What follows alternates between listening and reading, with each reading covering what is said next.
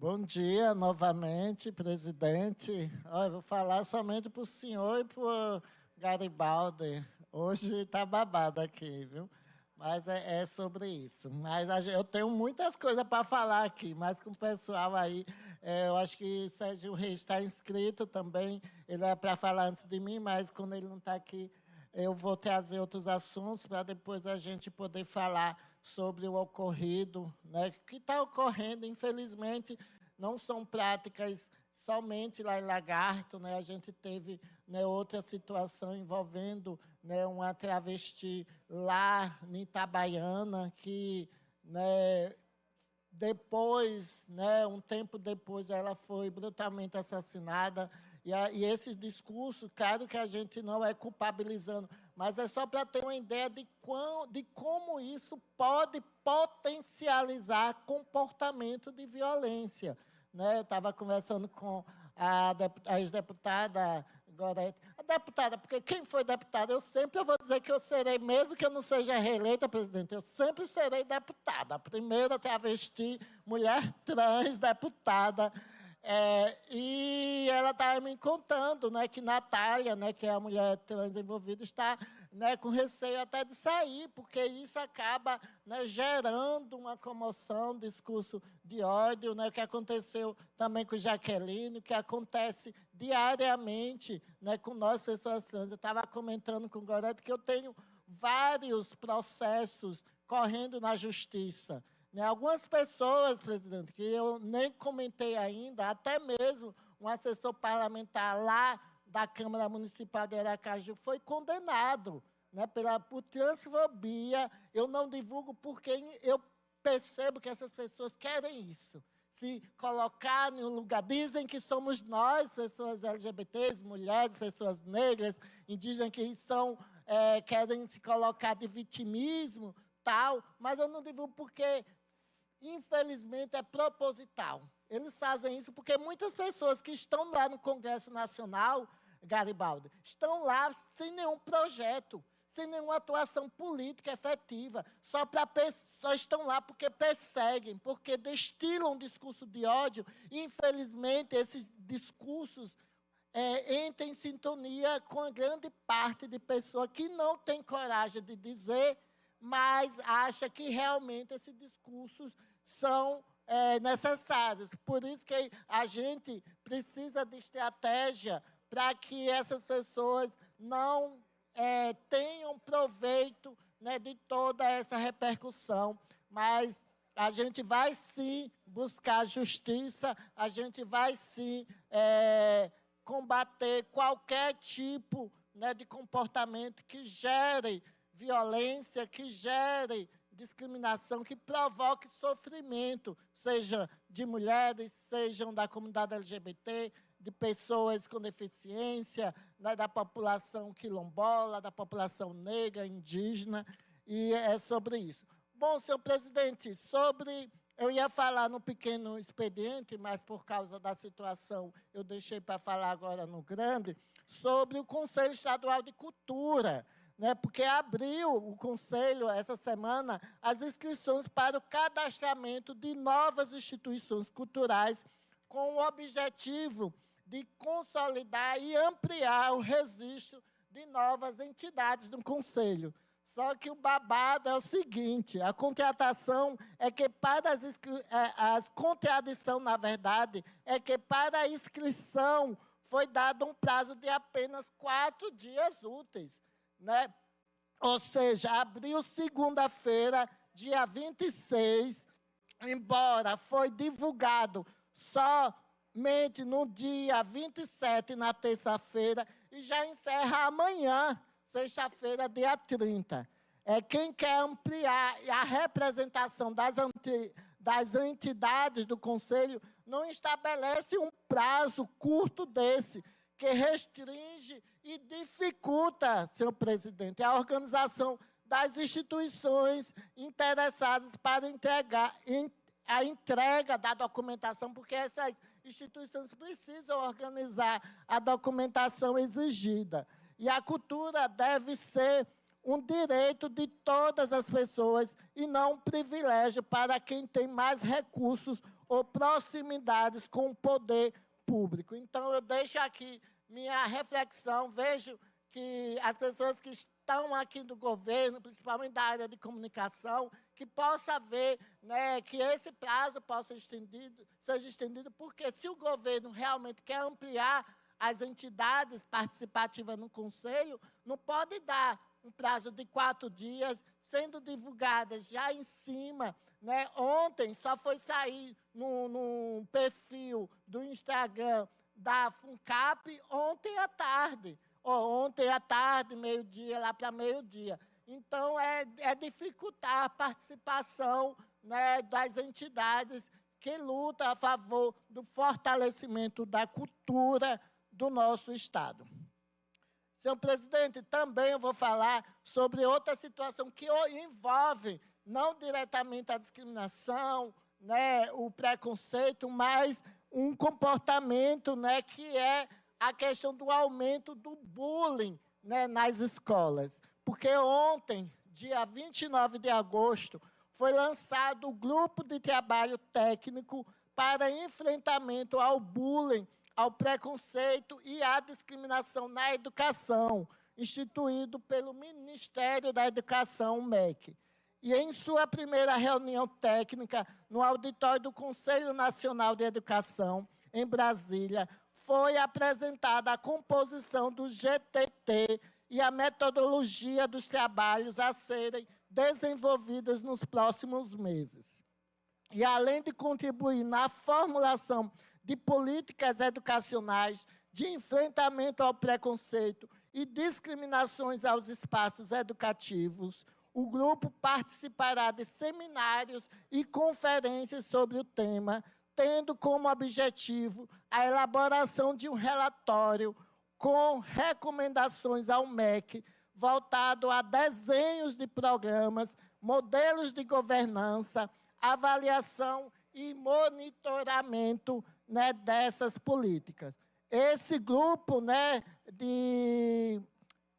que foi criado, né, que na verdade é um grupo de trabalho técnico, GTT, é lançado em meio à repercussão do caso mais recente de bullying na escola, que teve um desfecho trágico, né, com o suicídio do menino Pedro, que tinha apenas 14 anos, era bolsista de um grande colégio particular lá de São Paulo, o Colégio Bandeirantes, e sofria com bullying de colegas de sala de aula por ser gay, além de ser gay, negro e de origem humilde. Em casos como esse, é importante discutir o papel e a responsabilidade de todo mundo, do Estado, das e dos governantes, de nós, legisladores, da escola, dos professores e também dos pais e mães, porque eu sempre digo que ninguém nasce sendo preconceituoso, ninguém nasce discriminando. Infelizmente, todo esse tipo de comportamento de preconceito, discriminação, bullying, ele é construído socialmente por causa de certos comportamentos, principalmente contra a nossa população LGBTQIA+, que sempre foi vista de forma caricata, né, de zombaria.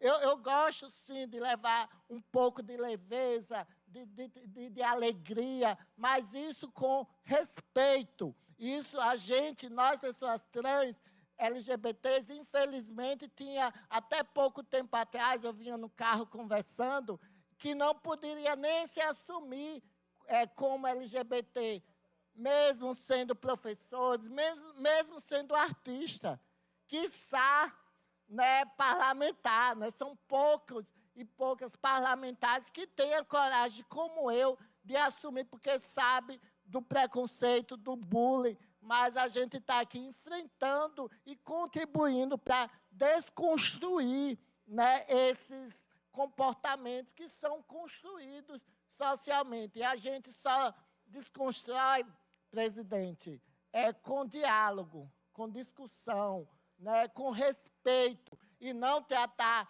as pessoas LGBTQIA+, como palhaças como zombaria, ou então, né, como aconteceu recentemente, né, no caso que está sendo discutido hoje, né, que é a forma de tratamento em relação a uma mulher, né, trans que faz o seu trabalho, né, nas mídias sociais, que tem, né, uma visibilidade e que, por isso, acaba sendo foco, né, de perseguição, de preconceito e discriminação. Em casos como esses, é muito importante, né, também a gente cobrar, né, do poder público ações efetivas, discussões, capacitação, deputado Luciano Pimentel, para os profissionais, né, em todas as áreas, seja de comunicação, seja nos serviços públicos, para que as pessoas não se achem no direito de fazer o que quiser, porque sempre foi assim, é mimimi. Agora não pode fazer nada, não pode, porque antigamente mulher, e até hoje mulheres são assassinadas simplesmente por serem mulheres, por tipo de comportamento. O Brasil é o país que mais mata LGBTQIA+ do mundo.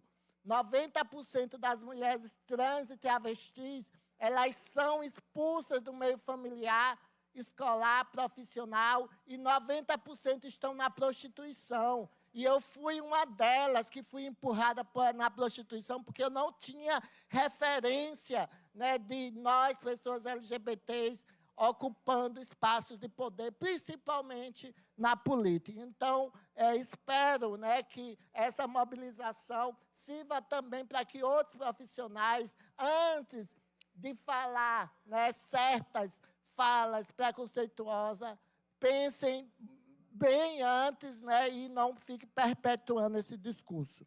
E não podemos nos responsabilizar, enquanto sociedade, que mantém as estruturas do racismo, do machismo, do capacitismo, da gordofobia e da LGBTfobia em pleno funcionamento, omitindo e negligenciando os seus efeitos sobre as crianças e adolescentes do nosso país.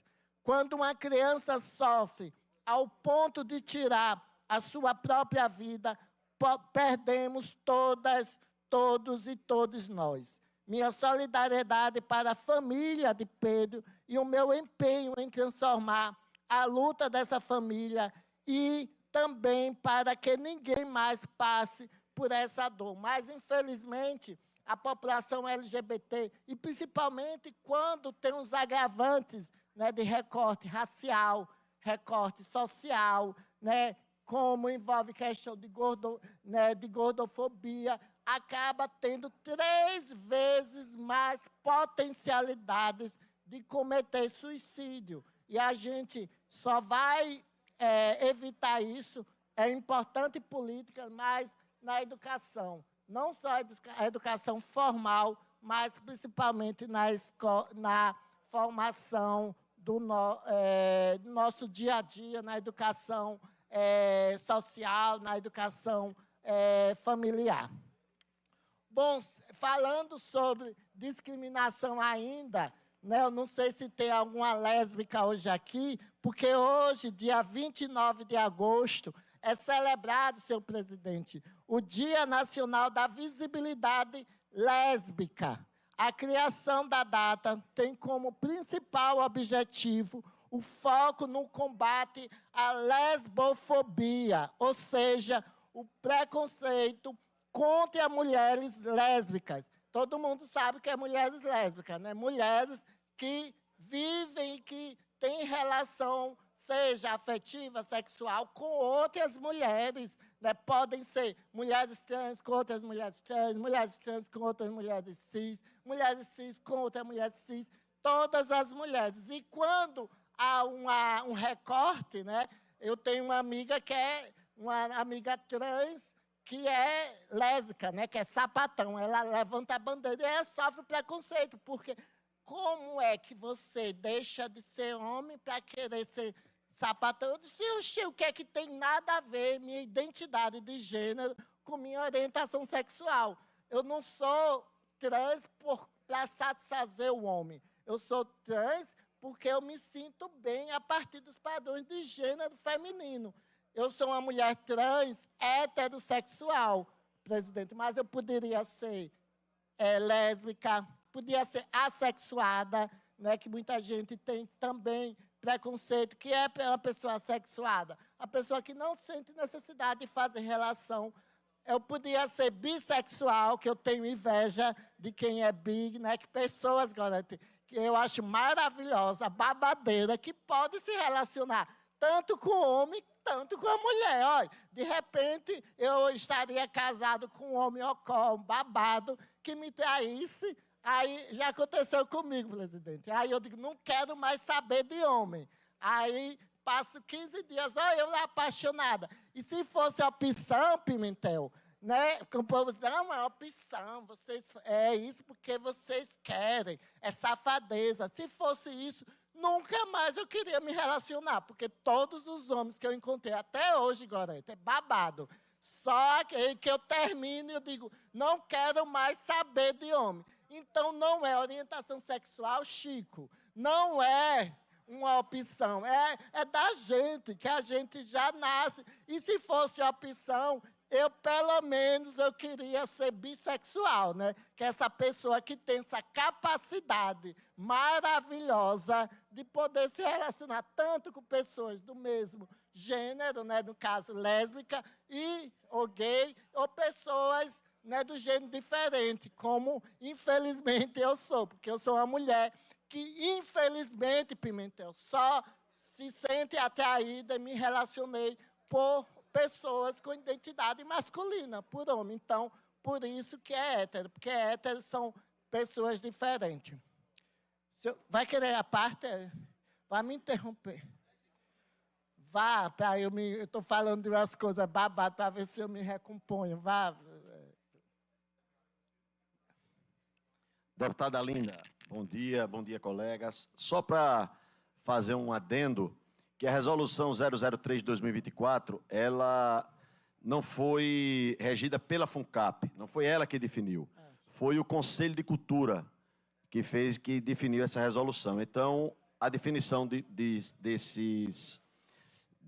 cadastro dessas entidades foi determinada pelo Conselho de Cultura e não pela FUNCAP. Tá certo. Obrigado, deputada. Muito obrigada pelo esclarecimento, deputado, porque justamente, então, quer dizer que os atuais, né, as atuais pessoas que estão no Conselho não querem mudança, né, porque se quisesse, pelo menos daria um tempo maior para que as outras empresas interessadas pudessem se inscrever, né, o que a gente percebe é que não. Mas eu estava falando, gente, ó, eu estava falando sobre o dia, porque hoje, líder do governo, Cristiano, hoje é o Dia Nacional da Visibilidade Lésbica. Você sabe o que é uma mulher lésbica, né, que se relaciona com outro. Aí eu me empolguei e estava falando que eu queria ser pelo menos bissexual, porque quando eu tivesse terminado um relacionamento com Cafajeste, eu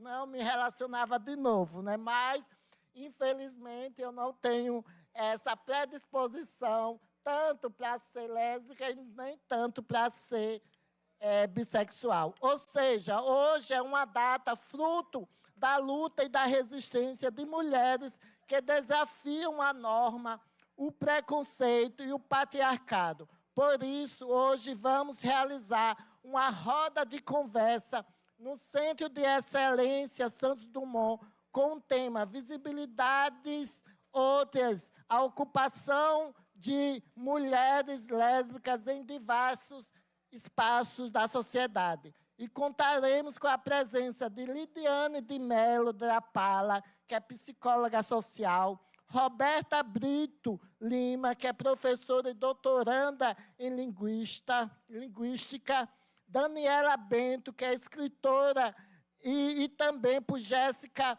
Araújo, que é roteirista e co-criadora do podcast websérie Fala Pocha. Pocha é um nome também que se refere às pessoas as pessoas lésbicas. Bom, senhor presidente, não vai dar tempo, mas como o senhor vai me dar 3 minutos ainda, vai dar para eu falar sobre o marco temporal, né? Porque ontem a nossa mandata realizou um debate no Centro de Excelência José Hollenberg Leite, muito importante sobre a tese. Mais 3 minutos. Obrigada, senhor presidente. Sobre a tese do marco temporal aqui no Brasil, né, que teve a presença, né, da nossa assessora Débora Arruda, que é indígena do povo Aranã, Iago Serigio Tupinambá, do povo Tupinambá, e Luan Carvalho, que, de ancestralidade Cariri-Xocó.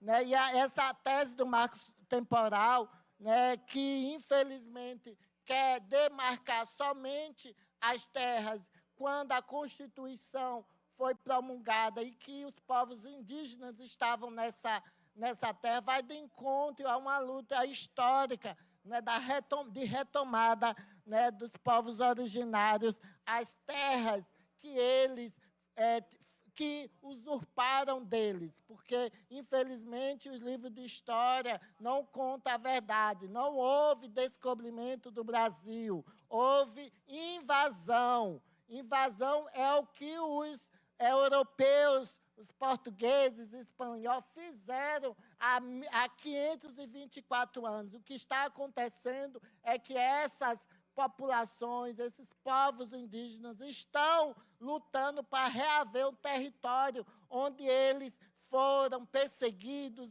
dizimados, né, e tiveram não só o seu território perdido, mas a sua cultura, as suas línguas, e eles precisam muito, né, dessa retomada, como já está acontecendo aqui, né, lá no povo Xocó, no Porto da Folha, no povo Funcaxó, ali em Pacatuba, em Neópolis, e que a gente está aqui, né, demonstrando todo o apoio a essa luta. E amanhã, para encerrar a semana do Agosto Indígena, a gente vai realizar uma panfletagem sobre, né, justamente esse tema do marco temporal e falando da importância da luta e resistência dos povos originários no nosso país. É isso, senhor presidente. Muito obrigada e desejar um bom final de semana e desejar que essa situação que está ocorrendo em Lagarto e outros municípios que envolve violência política e principalmente violência política de gênero seja realmente que a gente consiga acabar e silenciar essas pessoas que usam o discurso de ódio para poder perseguir e para querer também se favorecer a partir, né, de um sensacionalismo barato. É isso, senhor presidente. Muito obrigada.